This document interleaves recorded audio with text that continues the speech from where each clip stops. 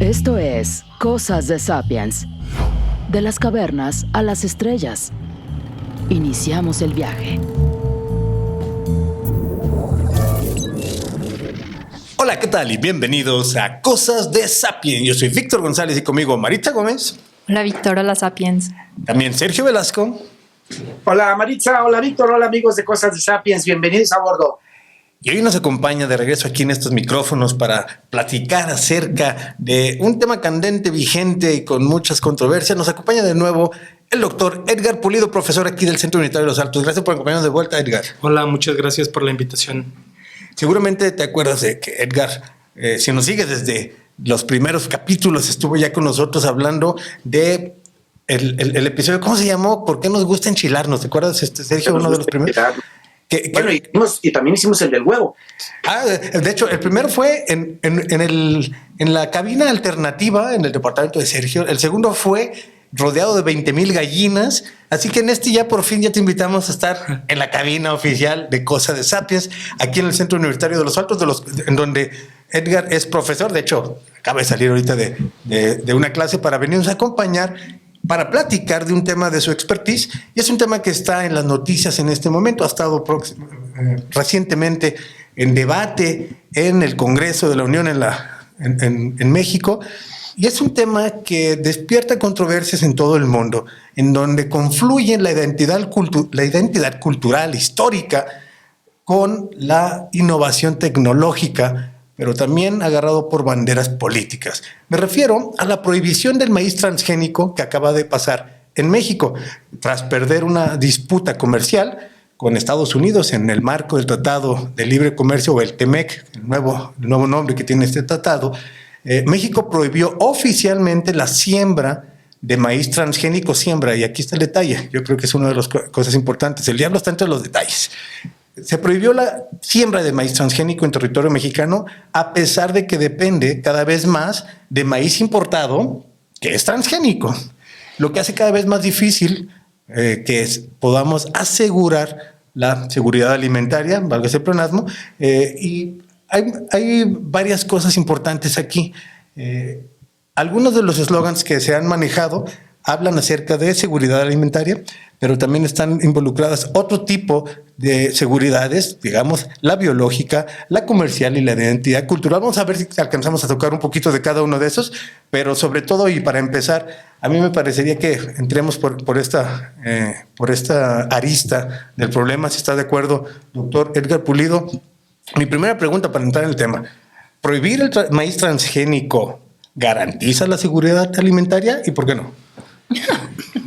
Bueno, pues creo que de inicio es una prohibición a medias, una verdad a medias, porque justo en esta reforma lo que queda permitido es que se siga importando maíz transgénico para alimentación animal. Entonces, ahí hay una verdad a medias en el tema de si nosotros como consumidores de la proteína de origen animal, pues seguimos consumiendo una materia prima, la energía como la materia no se crea ni se destruye, solo se transforma.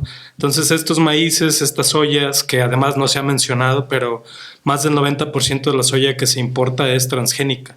Entran directamente a la cadena de producción de un alimento, ya sea leche, carne, huevo, y nosotros consumimos esos productos. Entonces, pues es una verdad a medias. Esa prohibición me parece más un tema dogmático, político, que basado en la evidencia científica.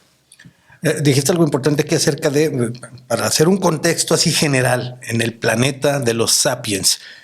El maíz es en México el grano, en inglés le llaman staple grain o staple food, es decir, el grano fundamental que mayor cantidad de calorías provee a la población, como en Oriente es el arroz, como en Europa es el trigo, en África me parece que hay algunos otros, es decir, es en algún momento en la historia de los sapiens haber podido domesticar estas plantas que todos son pastos, que este planeta, quien domina son los pastos y los sapiens somos los que los cuidan, pero nos proveen de aproximadamente 70% de las calorías necesarias para alimentarnos. O sea, es importantísimo, no nomás es de que si puedes no comerte una tortilla o que si mañana pides unos chilaquiles o te vas a poder comer unos Doritos, Se trata de la base de la alimentación de la mayoría de la población del mundo.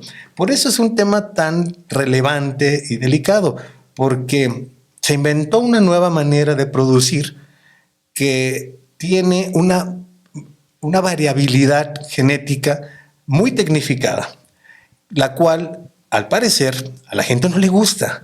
Pero en términos reales, en la naturaleza ni existe el maíz, no como el que conocemos. No hay mazorcas en el campo, ¿no? Por sí mismas. De todos modos está domesticado, de todos modos por miles de años hemos estado modificando genéticamente, no con métodos transgénicos, pero hemos modificado poco a poco todos los cultivares, todas las cosas que nos alimentamos. Entonces, de que está modificado, ya estaba modificado. Es así. ¿Por qué está tan satanizado el maíz transgénico? ¿Y cuáles son las cosas que deberíamos de también tomar en cuenta en términos de producción? Bueno, creo que tengo que regresar poquito a la primera pregunta, del tema de la seguridad alimentaria. La prohibición de la siembra literalmente no afecta a la producción de maíz porque todavía no sembramos maíz de manera industrial transgénico. Dos, diría en este tema de genética culturalmente, pues están reconocidos varios centros de origen en la agricultura del mundo, Mesopotamia, Europa. Nosotros somos uno de los más importantes centros de origen de verduras, plantas, cereales como el maíz que se domesticó más o menos hace 8,000 años en este continente. Entonces, ahí lo que es cierto es que creo que en este momento hay que separar una modificación genética ya en términos de la biotecnología no es igual a la selección genética. La selección es una cosa matemática donde, bueno, en la actualidad, a partir de que tenemos el genoma de las plantas, de los animales, podemos identificar y hacer la combinación de las posibilidades de heredar ciertas características de las plantas y animales. Seleccionas características que tú necesitas para la alimentación, la cantidad de almidón, el color, los antioxidantes que tienen algunos granos, y ahí es donde está nuestra riqueza como centro de origen. Tenemos alrededor de 64 especies de maíces con características totalmente diferentes cada una.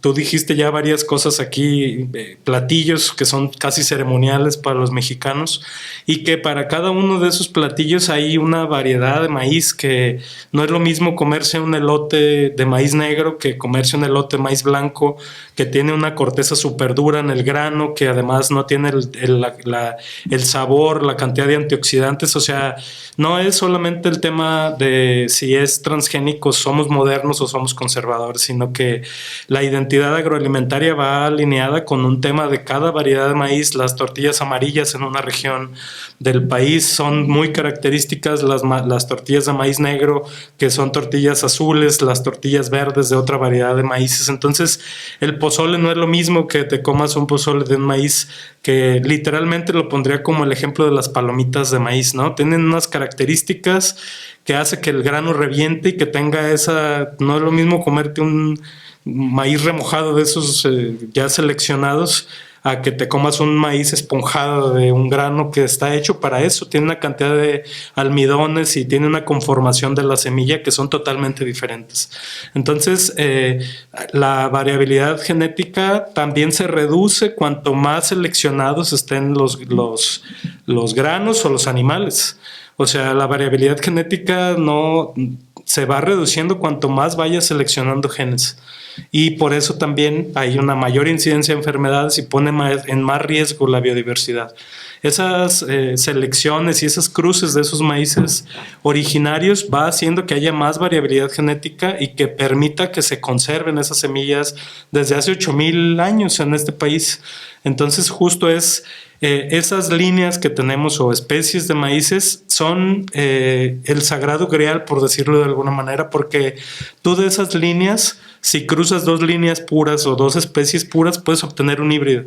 Y en genética se llama vigor híbrido.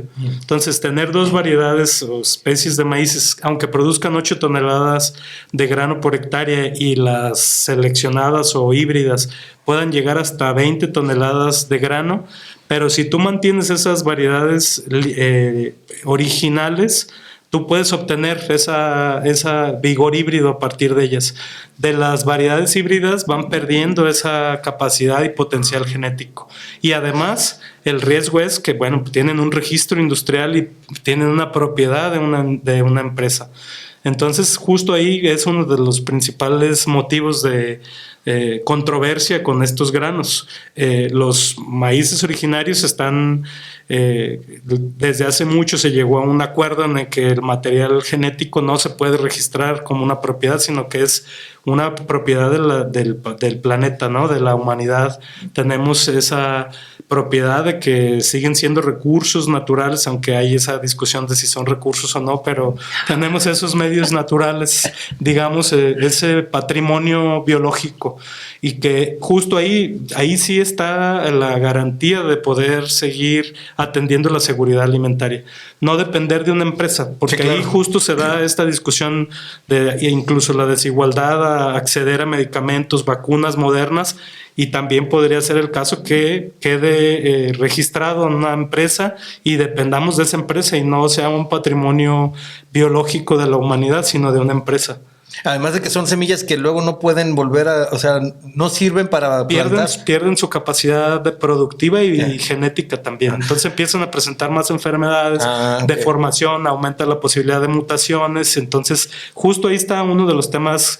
Si hay que darle discusión científica, justo ahí es donde está el patrimonio biológico y cómo podemos perder justo esa soberanía de poder tener variedades que podamos cruzar y seguir mejorando los maíces propios. Indiscutiblemente queremos proteger a esas 57, 59 especies de maíz nativo mexicano para la posteridad. Es necesario que haya las leyes necesarias que ya están para que sigan existiendo y que la gente los pueda seguir usando cuando quieran y donde quieran, ¿no? Y además para la humanidad. O sea, aunque nosotros en la identidad histórica y prehistórica se hayan cultivado y domesticado en esta parte del mundo, son semillas que, como tú dijiste, son una respuesta a la hambruna de la humanidad. O sea, es uno de los ingredientes que más densidad energética pueden tener para resolver problemas de hambre en otras partes del mundo. O sea, hemos tenido... por ejemplo, tenemos el CIMMYT, que yo también pondría como un tema súper importante de este país.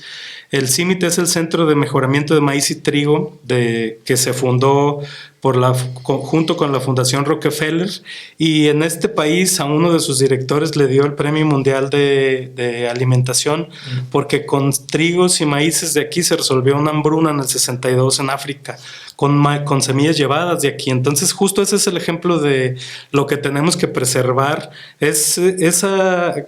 Justo es un tesoro biológico y también de alimentación, de seguir preservando que existan esas semillas y que se sigan produciendo en el medio rural y los pueblos originarios, que también son pues uno de los lugares donde se preserva esta identidad y este patrimonio biológico. Oigan, yo acá tengo una pregunta. Ahora que entró en la discusión el asunto de la soberanía alimentaria, nos preguntábamos, Víctor y yo hace rato, si deberíamos hablar de soberanía alimentaria o seguridad alimentaria, y decíamos que a mí me parece que soberanía tiene el tinte pues político y es una bandera que agarran muchos movimientos rurales para como asegurar el consumo para la autoproducción con tintes políticos. Sin embargo, en los datos que traemos aquí, veo que México ocupa apenas el 7º lugar como productor de maíz, con 27.5 millones de toneladas, pero al mismo tiempo ostenta el primer lugar mundial como importador.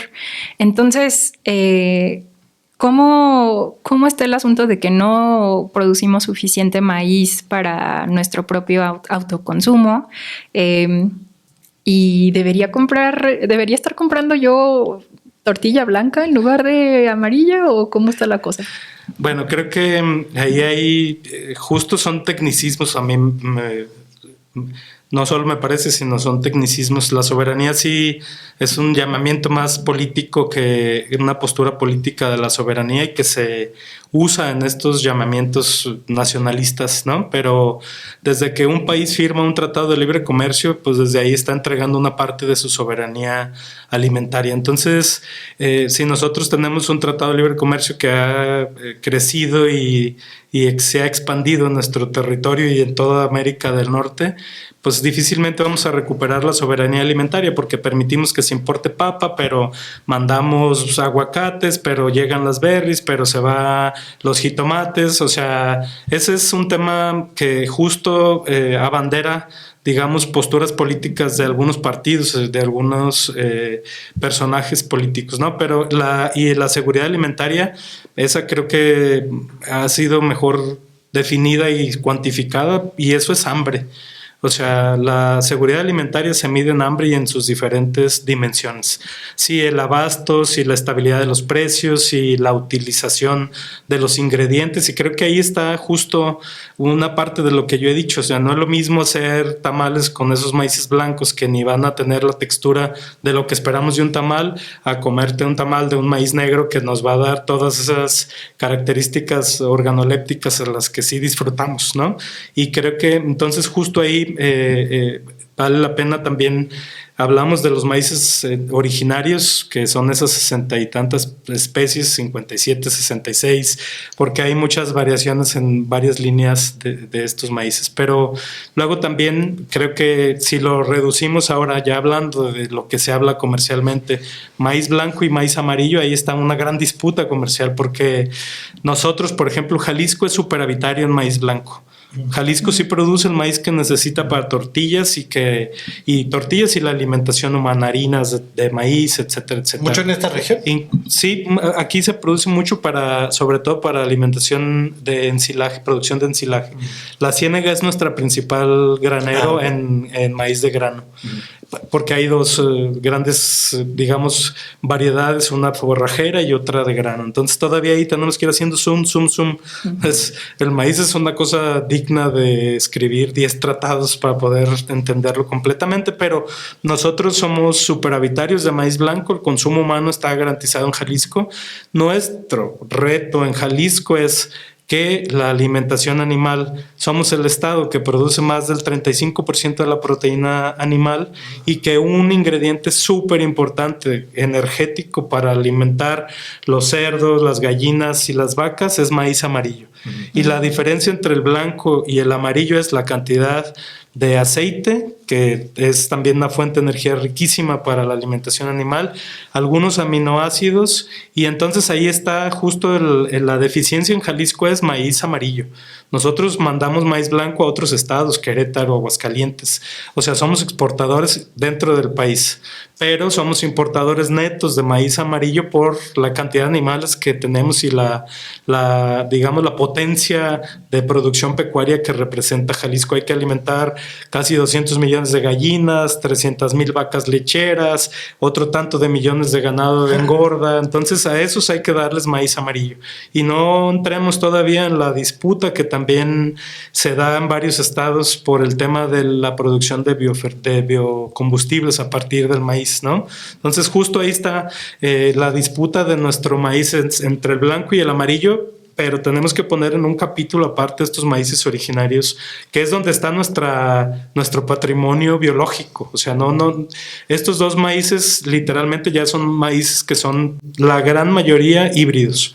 Y también, debo decirlo, o sea, aunque no están los datos oficiales, pero más del 90% de las semillas que se siembran de esos dos tipos de maíces, ya sea amarillo o blanco, pertenecen a empresas transnacionales, la propiedad industrial de esas variedades genéticas de maíces por selección y por cruzamiento. O sea, son maíces híbridos, no han tenido una modificación genética con la biotecnología como son los transgénicos. Yo me dejaste pensando ahorita que estabas hablando con todo esto. Nos hace falta hablar de la reina indiscutible de México, de la única e inigualable tortilla en todas sus expresiones, formas, tamaños y tipos de maíces y masas con las que se hace. Obviamente tú le hallas a la política y también le hallas a la producción, pero atrás de esta decisión de los gringos, pues hay una intención política.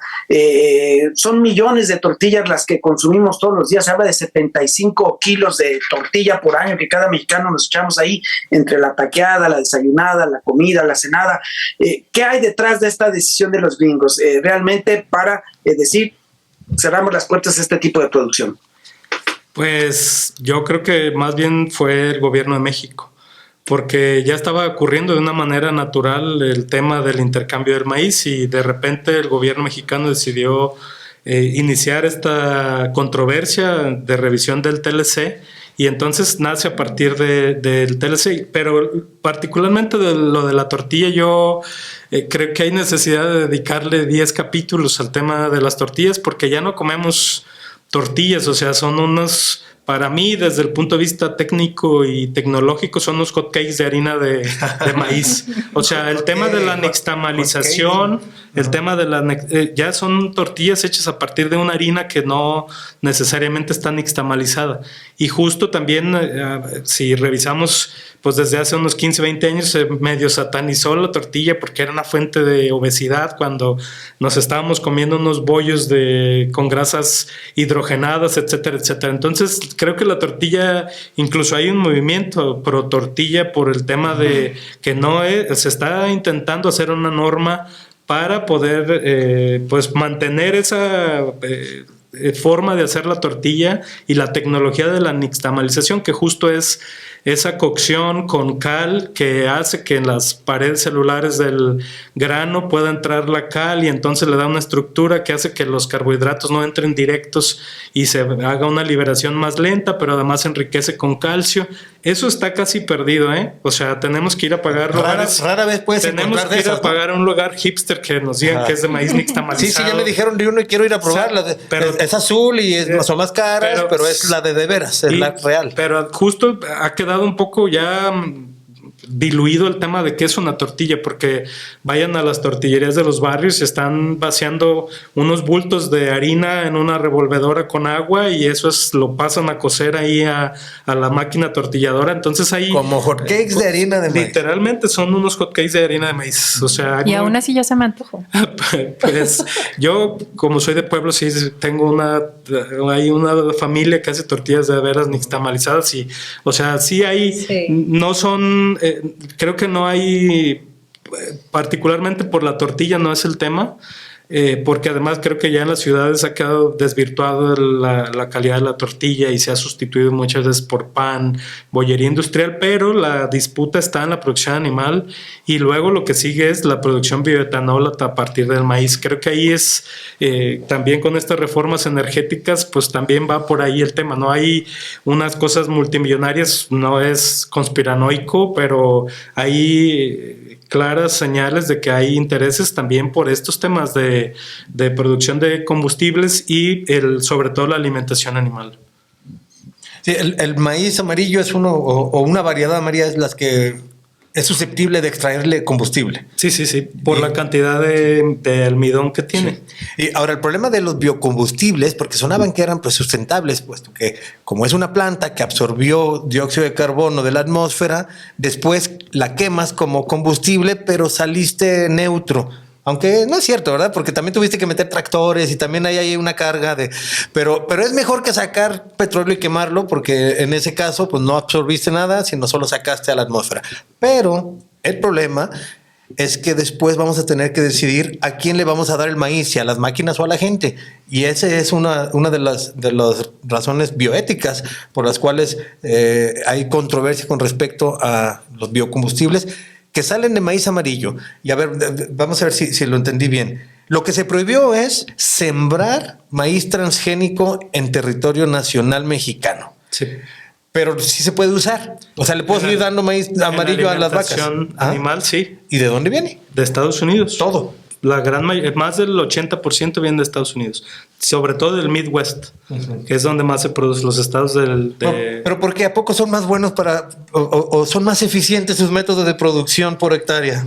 O sea, me voy a comer un taco de res alimentada con maíz Todo, transgénico, sí. pero la tortilla de maíz producción nacional. Ándale. Ahí está, bueno, o sea, mientras sea nixtamalizado, todo bien. Ahora, yo creo que la disputa justo es también, y ya hay acuerdos, o sea, está el Tratado de Cartagena con el tema de la seguridad de organismos vivos modificados o los transgénicos, y también hay ya acuerdos internacionales, la Organización Mundial de Salud, la Organización Mundial de Sanidad Animal, la Organización Mundial de Comercio, donde, porque justo es lo que acaba de decir Maritza, es sí, pero ¿quién me garantiza a mí que la tortilla sí sea de maíz mexicano y no sea un vagón de esos maíces que vienen importados, lo hayan usado para las tortillas? Que al parecer es lo que hacen, ¿no? Luego le rebajan con el de aquel. Pues la rebajada es una cosa que es tan, como se ha hecho esta discusión tan, me parece un poco negacionista, pero para mí creo que la cosa importante es que se diga, uno, el etiquetado. O sea, que yo pueda consumir, si yo estoy seguro que no hay ningún riesgo, quiero asumir el poco riesgo que se ha demostrado que puede haber en el uso de transgénicos en la alimentación animal, yo quiero asumir ese riesgo porque me garantiza que se usó menos glifosato, porque me garantiza que ese maíz está más limpio, no tiene micotoxinas, etcétera, etcétera. Yo asumo el riesgo porque en la etiqueta me garantiza, alguien me garantiza que ese maíz no es transgénico, que es transgénico y es apto para consumo humano. La cosa es que me lo tienen que decir. Y luego entonces damos esta discusión en los periódicos, en las entrevistas, en las conferencias de prensa de la Presidencia de la República, la Secretaría de Agricultura, pero nadie nos ha dicho quién va a supervisar eso. Y en este país tenemos el SENASICA, el Servicio Nacional de Sanidad e Inocuidad Agroalimentaria, que tiene un laboratorio para la detección de organismos genéticamente modificados. Pero eso es un laboratorio que está en México. Y la importación de maíces para venir a este estado otra vez con el 35% de producción pecuaria, con el 30% de producción de maíz del país, ¿dónde están los laboratorios? O sea, ¿dónde estamos creando esta infraestructura para poder hacer esa detección y el control de esas variedades de maíz? Y entonces, además, ¿quién dice que va a hacer supervisión en los terrenos o en las hectáreas? Miles de hectáreas que se siembran en este estado para tomar una muestra y determinar si es transgénico o no. Entonces, porque si no, pues es una llamada a misa decir que se está prohibiendo, pero si no se está supervisando. O sea, justo la discusión tiene que ser quién va a hacer la determinación de los transgénicos, cuándo se va a empezar a etiquetar para que yo tenga la garantía que puedo tomar la decisión de consumir o no los transgénicos. Y luego además ya hice mención del CIMIT, que además que pasa, o sea, podríamos dar solo la discusión técnica, pero también es política, porque justo la desaparición de esta agencia estadounidense, que siempre se me olvida cómo se llama, pero que hacía proyectos de cooperación para el desarrollo. USAID. El USAID. Financiaba una parte importante del CIMIT y el gobierno de México no le dedica tampoco presupuesto al CIMIT. O sea, tenemos literalmente el arca de Noé del maíz y el trigo en este país, que es el CIMIT. Y entonces ahí están guardadas las semillas, miles de semillas de maíz y trigo que servirían para todo el mundo. No servirían, son la fuente de referencia de semillas de todo el mundo de maíz y trigo. Y entonces se queda sin atender el CIMIT para seguir manteniendo y haciendo esos trabajos de reproducción. Ellos tienen las semillas, pero hay que seguirlas reproduciendo porque no tienen una vida de 100 años, sino que hay que seguir manteniendo el inventario de esas semillas en ese arca de Noé, digamos, de alguna manera, menos 80 grados centígrados, congeladas en nitrógeno, que tengan todavía la capacidad de germinar. Entonces, justo, y el gobierno federal tampoco lo está destinando. Entonces, ese discurso de la soberanía alimentaria y que tenemos que sembrar nuestros propios maíz tampoco está siendo alimentada ni se está soportando técnicamente. O sea, no hay proyectos que diga vamos a hacer que, por ejemplo, y creo que aquí también vale la pena hacer números, pero los maíces que se siembran en comunidades indígenas tienen un rendimiento de entre 3 y 8 toneladas de grano por hectárea. Las variedades híbridas tienen rendimientos hasta de 25 toneladas por hectárea. Las variedades transgénicas pueden llegar hasta 30 toneladas por hectárea. ¿Y qué haces? La única diferencia es la semilla y las técnicas agrícolas que usas. Más o menos en este país cuesta 60,000 pesos de inversión por hectárea para producir una hectárea de maíz. Ajá. Pero con esos mismos 60,000 tú puedes tener 8 toneladas, 25 toneladas o 33 toneladas con los mismos 60,000 pesos. La única diferencia es el número de semillas que siembras y la labor agrícola que haces. Entonces justo ahí está el problema. Estas variedades autóctonas, nativas o como le queramos llamar, tendríamos que haber empezado, o no hay una política donde se diga que el gobierno va a promover producir híbridos de estas variedades germinales, por decirles de alguna manera, o nativas, para que tengamos mejores rendimientos. Y ahí sí puedes luchar contra la inseguridad alimentaria, contra el hambre, y también podrías empezar a recuperar terreno, la soberanía alimentaria. Pero no existe. Entonces solo es una disputa mediática que en la vida práctica tampoco está ocurriendo nada. Puedes ponerlo en la Constitución, se dice mucho, ahora voy a hacer un comentario político seguramente, pero se habla mucho de la belleza de la redacción de nuestra Constitución, ¿no? Pero también es la más pisoteada del planeta. Entonces justo sí, se reforman 2 artículos constitucionales, pero no hay quien supervise que se cumpla esas reformas constitucionales. Entonces justo creo que ahí es donde tenemos como la gente que se dedica a la ciencia, a la agronomía, es ahí donde tiene que darse la bioseguridad. Es un tema súper importante porque ustedes seguramente que habrán visto algún elote que tiene granos de diferentes colores. Bueno, pues eso es porque el aire se llevó el polen de una parcela de maíz negro a una de amarillo, a una de blanco. Y por eso le llevó un poquito de cada uno. Es el polen lo que hace eso. O sea, en una mazorca cada grano pudo haber sido... un grano de polen de otro cultivo, de otro maíz. Esa transpolinización que cabe decirlo, el maíz no usa polinizadores, insectos ni murciélagos, lo poliniza el aire, se lo lleva al aire el polen. Entonces se hace transpolinización. Y entonces justo ahí está el otro tema. Eso es un asunto de bioseguridad. ¿Qué medidas de bioseguridad vamos a tomar para que haya y ordenamiento territorial? ¿Dónde sí podemos sembrarlo o dónde no?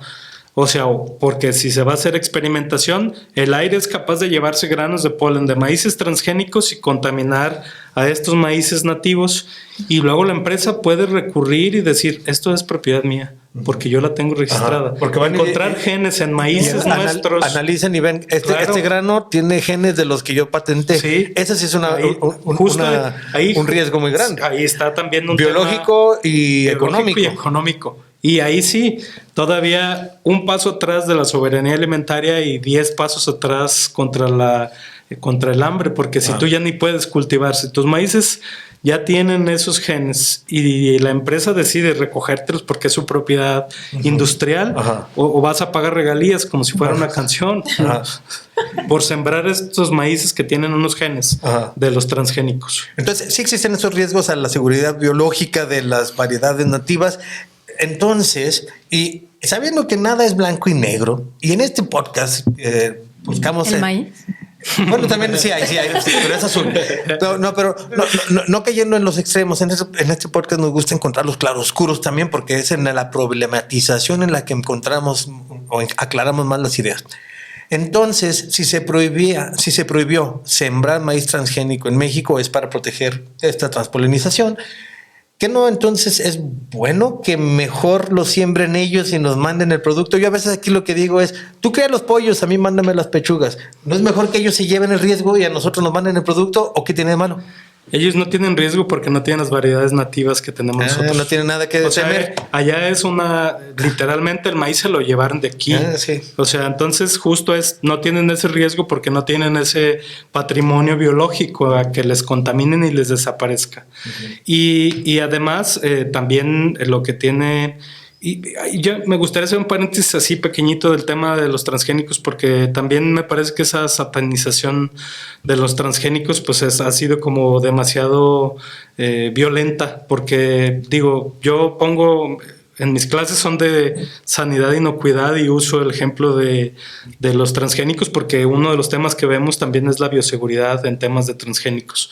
Entonces justo no podemos decir que son un Frankenstein porque nos han resuelto catástrofes en salud, en enfermedades. La insulina artificial es gracias a transgénicos. Si conoces a alguien con diabetes, que lo más seguro es que sí, o si la necesitas, te salvan los transgénicos. Exactamente. Entonces tuvimos yo diría tres momentos importantes en la biotecnología.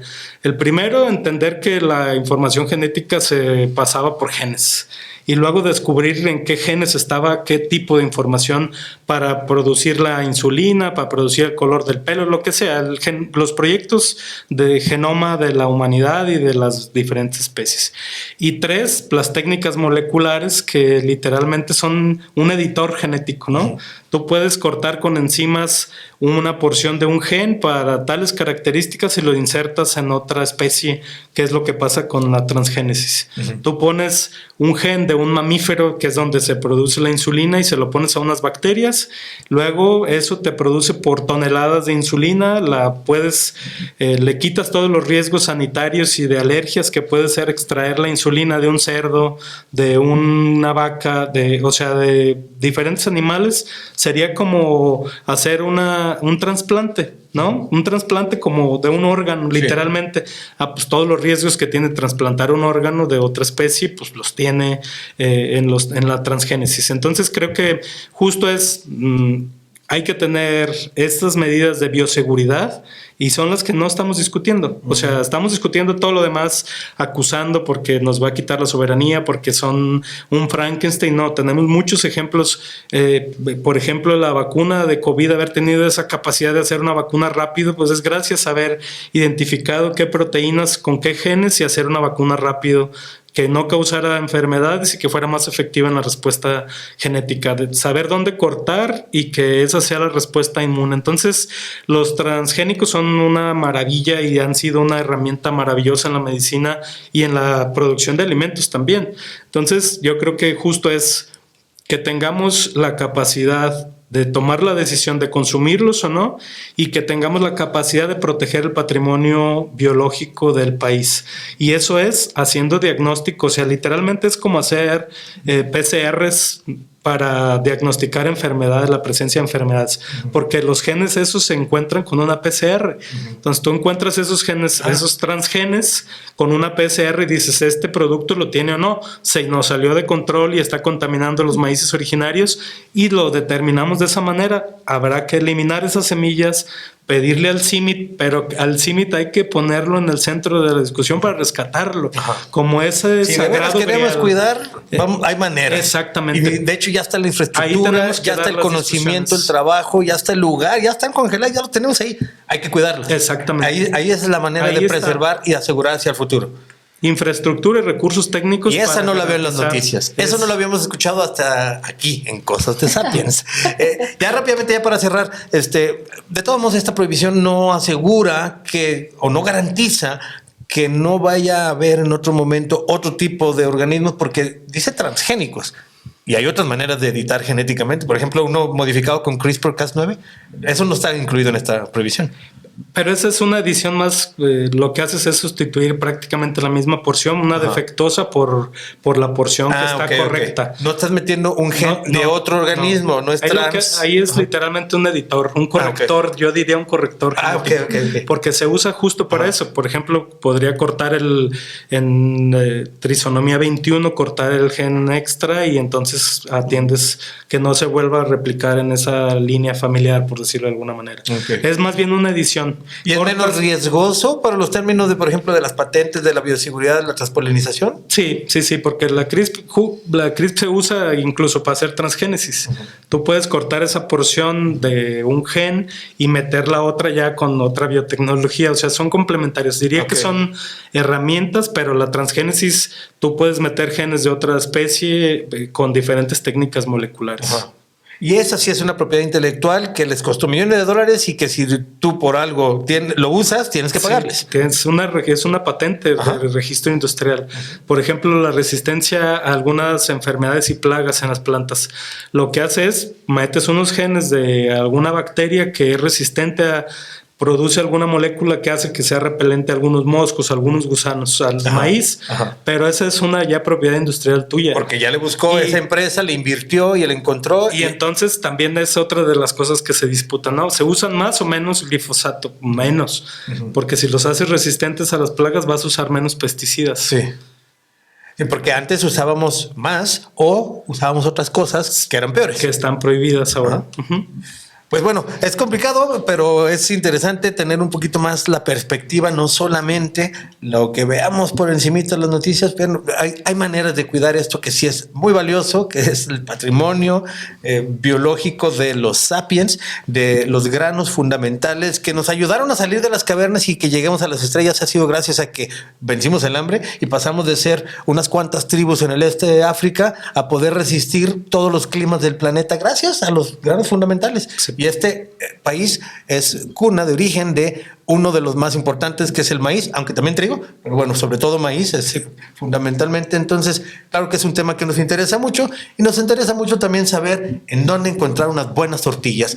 Yo le decía a Edgar que si me decía dónde podemos ir por unos buenos tacos de birria, Sergio, que tú me habías dicho que en esta región hay muy bueno, pero hoy también a Jalostotitlán, ¿no? Edgar, es la salida a Jalos. Sí. Lamentablemente grabamos los viernes y en viernes es Cuaresma y en esta zona no venden carne, así que van a tener que ser quesadillas, que es una tortilla con queso adentro, lo que vayamos a comer hoy. Pues bueno, Edgar Pulido, el doctor Edgar Pulido, profesor aquí del Centro Universitario de Los Altos, te agradezco mucho que nos hayas vuelto a acompañar para aclararnos estas ideas con términos de producción y todas sus implicaciones económicas, políticas, sociales, de bioseguridad, porque son muchas las aristas alrededor de esto, y del maíz podríamos hablar muchísimo, y luego si lo combinamos con chile, porque también las salsas.